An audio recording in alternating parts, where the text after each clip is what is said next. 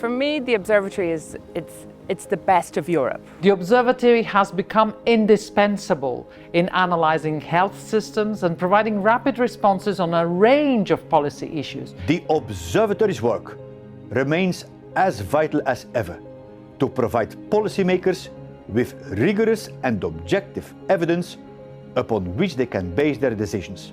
I don't know what I would do, actually, if I didn't have the observatory at my side. It almost feels like to me that the observatory is the family.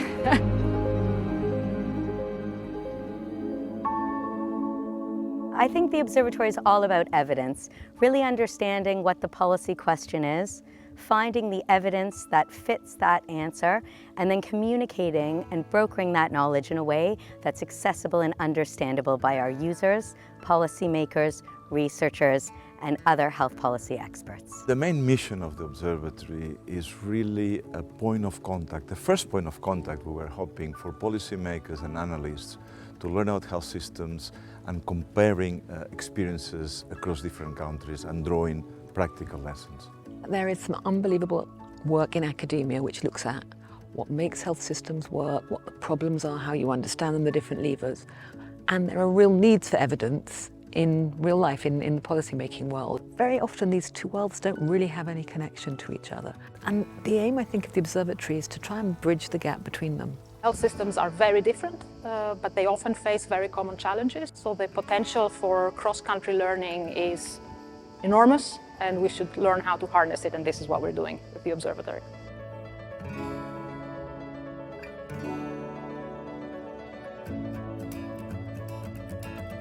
We divide our work into country monitoring, analysis, health systems performance assessment, and knowledge brokering. And of course, like everything, there are links between them. We're not saying this is what you should do, this is what the values that we hold suggest you do. This is about what does and doesn't work. So if you want to integrate care, how do you make sure that the workforce and the payment mechanisms and the communication and the training all align so that you can actually implement the policy you've designed? It's very special to work at the interface between evidence and policy making, building bridges between academics and the politicians, and helping actually politicians to understand what can they get out of the evidence, and helping scientists, how can they actually support policymakers. So we have a hub of the observatory in the middle of an academic department looking at health systems, at health economics, health technology assessment. We coordinate the work which we do for the European Commission in the country reports which we produce every 2 years. We have a long-running series, the HIT series, the Health Systems in Transition series, where we normally focus on countries, but we started also to look at certain topics and have a cross-comparative perspective on those. I have a responsibility for ensuring that our work is based on the best possible research. Now that may seem easy, but it's quite a challenge because, of course, research that is done in one setting may not be applicable to another, and it's really quite difficult often to understand the context in which it will be applied. Much of our analysis, from evaluating health system resilience or responses to the COVID-19 pandemic to understanding how health systems can best prepare for the challenges of aging societies, is rooted in our conceptual work on health system performance assessment, which brings together the characteristics or functions of health systems and links them to the objectives or goals of the health system in a clear, coherent way. Partnership is a vital pillar of the European program of work, and the observatory is a powerful example of how bringing a range of perspectives together, being inclusive and accepting difference, make us as WHO stronger. We're hosted by WHO, but we have a most extraordinary mixture of people who sit on our steering committee, so not just WHO, but the European Commission, a whole batch of member states, so 10 countries that are actually making policy in practice, a region, 2 academic institutions. These partners allow us to have impact on their policy process. So for instance, with the European Union, we had the opportunity and the member states to participate in several presidencies of the European Union with evidence in the form of policy briefs or studies that then have been used for Council conclusions. In the same way, with WHO, We had the privilege to participate in all ministerial health systems conferences with our research to make it relevant for the decision making, but also in many of our partners and member states.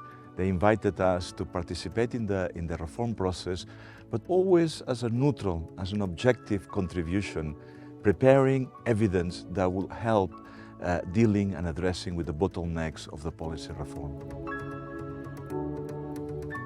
For us in the European Union, we request them to support us in almost all the new policies that we are developing, and request this that we have developed rapid responses, for example, when we need a rapid response to a question that we have in a given moment, or when we are preparing a new piece of legislation.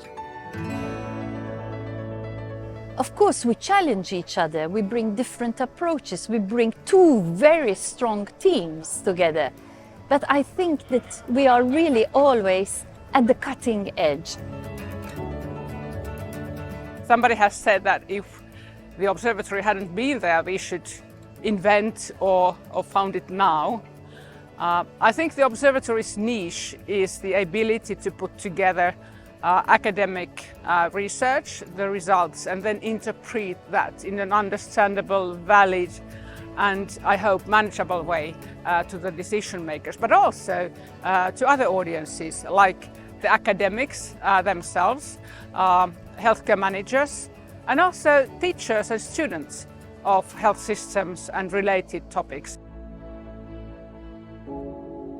The observatory definitely is a trusted platform with like-minded people to ensure a very strong evidence base for any decision in health policy that you could think on. Being a small country, our own capacities are too small to be able to, we do not have a critical mass of people working in one area like, health systems. So we do need interactions with internationals so that we can discuss our problems, reflect, what is there with others and improve our services. I would like to warmly thank all the partners of the Observatory, our member states, the European Commission, health system stakeholders and academics for their commitment and for sharing with us. Over the past 25 years and looking to the future, we all have a common mission: to achieve health for all, leaving no one behind. Perhaps the biggest contribution has been the one of knowledge brokering and knowledge translation. The reality of bringing evidence into the policy process, making it relevant, understanding the policy process and bringing it into those points where evidence can make a difference. We are far from getting where we want, but I believe that we've been very rigorous, very systematic in trying to set ourselves to do that task. We have the 25th anniversary of the observatory, and I'm sure we'll have another 25 more years of policy impact. We look forward to continuing our collaboration with you and wish you many, many more years in the vanguard of health policy. Thank you from my heart.